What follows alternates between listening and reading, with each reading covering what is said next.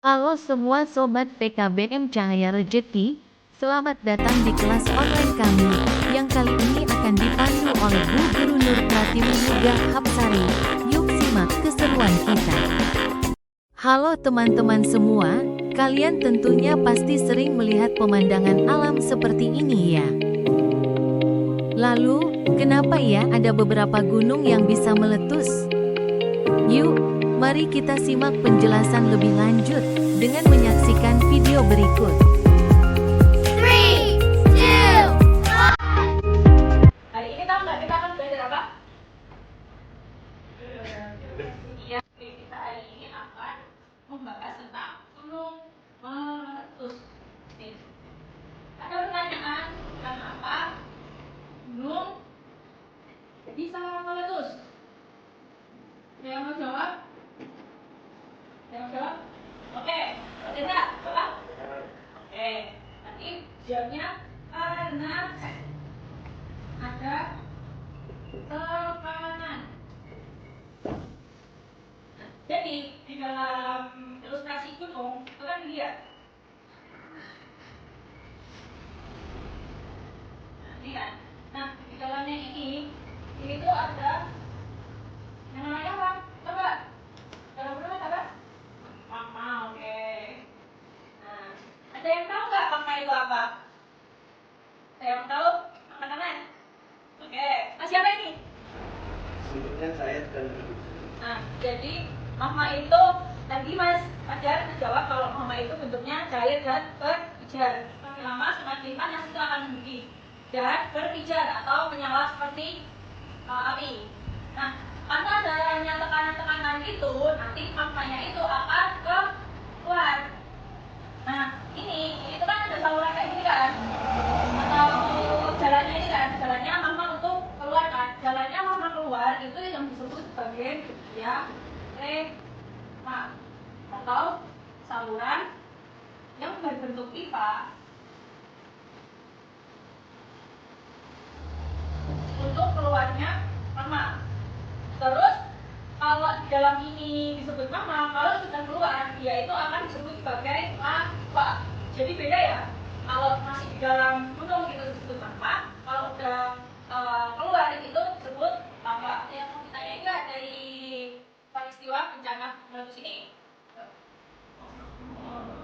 Tahu semua ya berarti.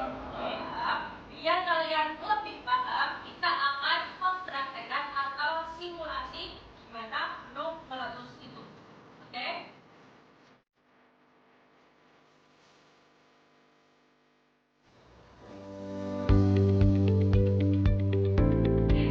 Di sini teman-teman perwakilan dari kalian ini akan mau mempraktekkan simulasi membuat gunung meletus.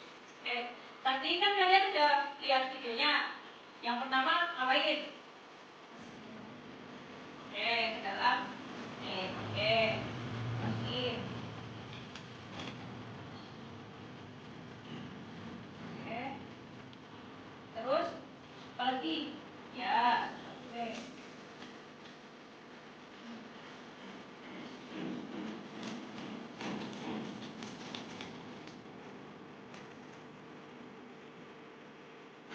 Oke, terus selanjutnya ngapain? Oke, kita pakainya pewarna makanan yang merah ya. Kan lava atau magma warnanya apa? Merah. Jadi seolah-olah ini adalah magmanya.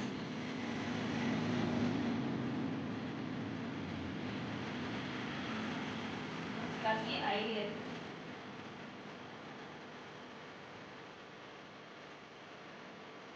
Selanjutnya apa? Ya, jadi terakhir disiram pakai air supaya kita akan melihat reaksinya. Ini nggak apa-apa, Mas.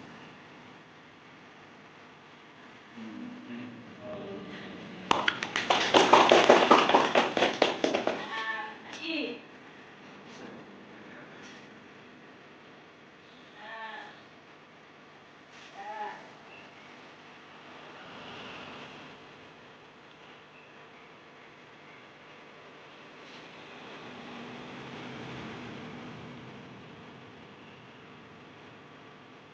Saya terima kasih kepada Mbak Fajar sama ya udah mempraktekkan simulasi membuat gunung meletus.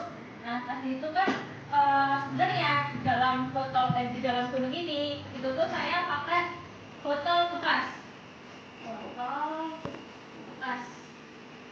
Nah, botol bekas itu kan ada corongnya kan? Oh, ada corong ke atasnya juga.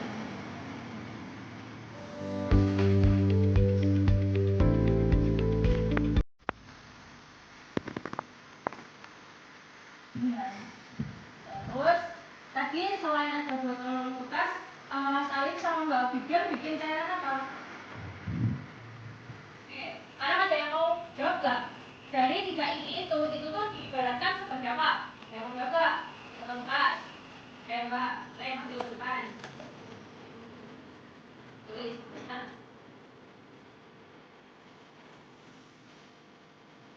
Oke, terus masukkan. Terus yang kedua, cairan soda kue sama cuci piring sama pewarna merah itu diibaratkan seperti apa? Ada yang mau jawab? Ya, Mas.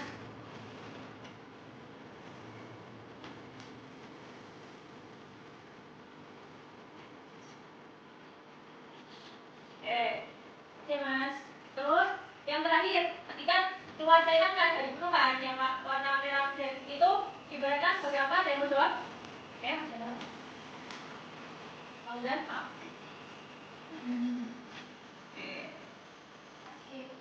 Oke.